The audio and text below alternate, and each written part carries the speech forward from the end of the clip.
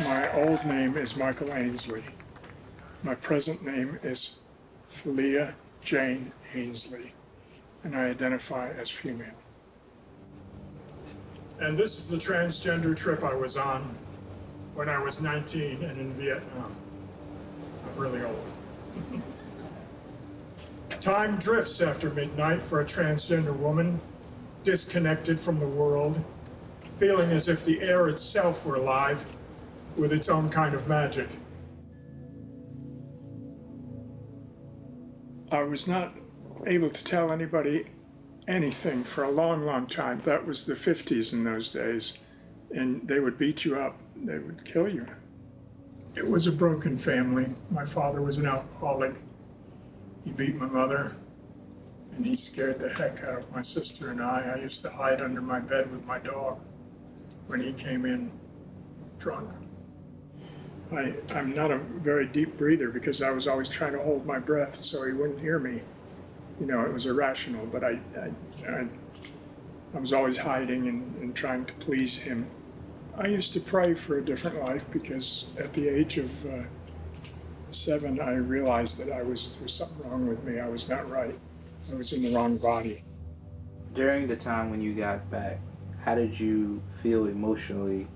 Was depression an issue for you, and how did you deal with it? It was terrible because I knew the war was wrong.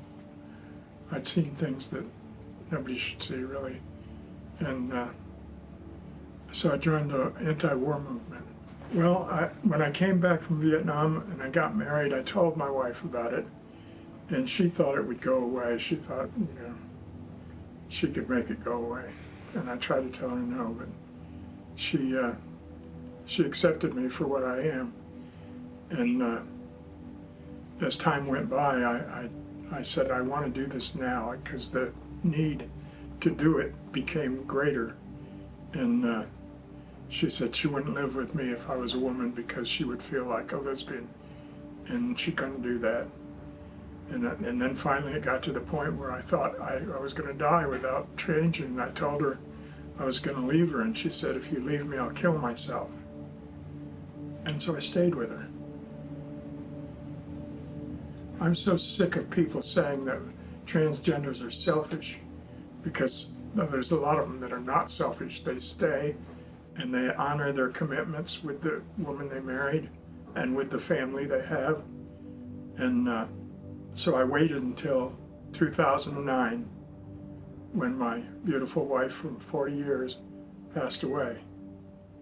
And I was sitting in this very chair one night after she died, and a sudden realization came to me that I could have the life I had always wanted, that I could begin my transformation at the age of 67. I don't care about the age, I don't care what I look like, I just needed to do it.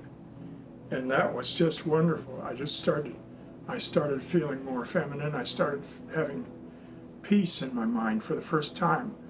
There were no more lies. What a feeling to not have to lie to anybody anymore, and to have all this off your mind, and to start feeling like a human being for the first time in my life at 67.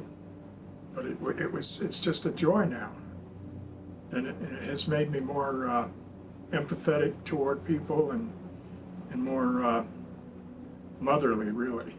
I want to take care of everybody.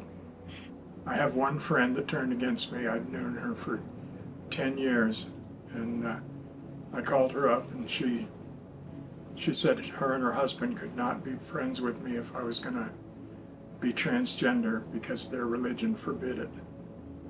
And it really hurt because we had known each other for so long.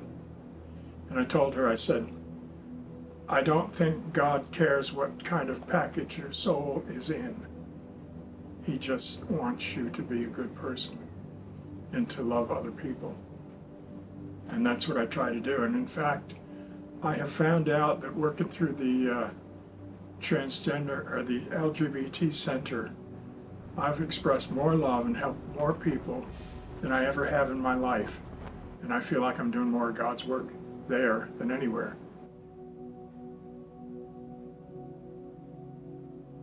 How how does it make you feel that now our country has a transgender ban forced upon the military?